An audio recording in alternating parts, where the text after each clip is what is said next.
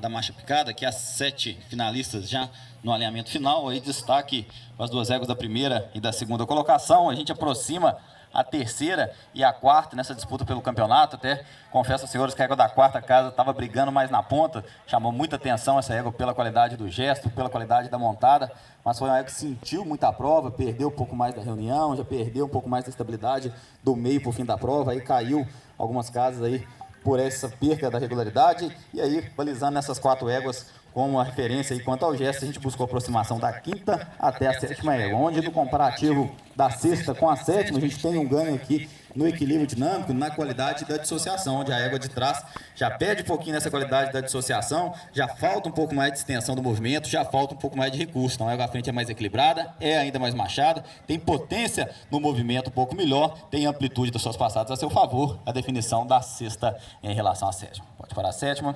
Muito obrigado. A quinta e a sexta a gente vai segmentando na progressão linear, onde a égua da 6ª casa já sobe um pouquinho mais dos anteriores, abusa um pouco mais também do trabalho da perna e não tem a mesma coordenação como tem a égua que vem à frente. A égua da 5ª casa é mais coordenada, o movimento é mais harmônico, é ainda mais estável, tem progressão ainda mais linear. Na montada não há diferença quanto a maciez, não há diferença quanto à condução, então a opção no gesto pela correção do movimento pela progressão linear. Pode parar.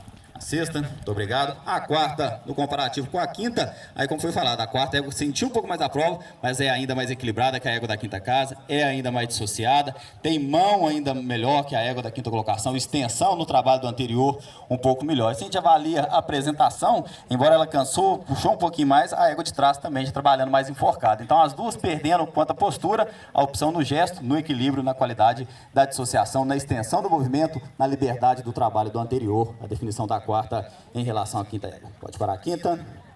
Muito obrigado.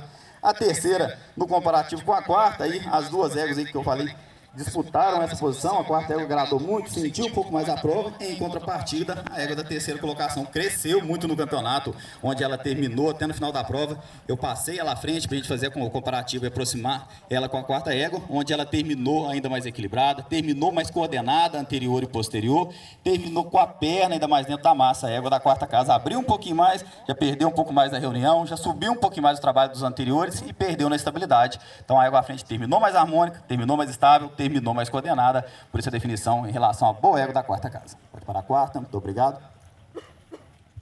Desculpa.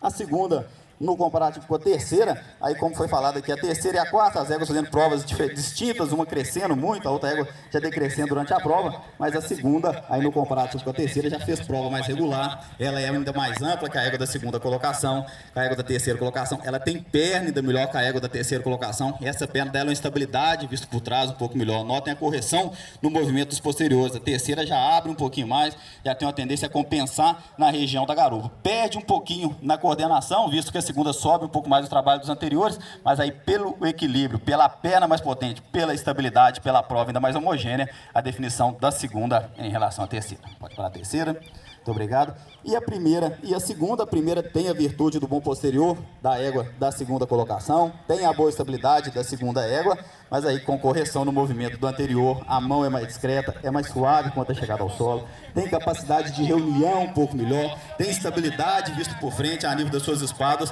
um pouco melhor. A égua da 2ª casa sobe um pouquinho os anteriores, já oscila um pouco mais na região das espadas, o que não acontece com a égua pampa da 1ª colocação. Então a melhor estabilidade, o melhor estilo, a melhor equitação e embora excepcional de sela, a 2ª égua, a 1ª ainda encantando um grauzinho a mais por essa capacidade de reunião e extensão, por essa postura um pouco mais oblíqua, por isso a opção dela em detrimento à boa égua da 2ª casa. Pode parar as duas, parabéns proprietários e apresentadores.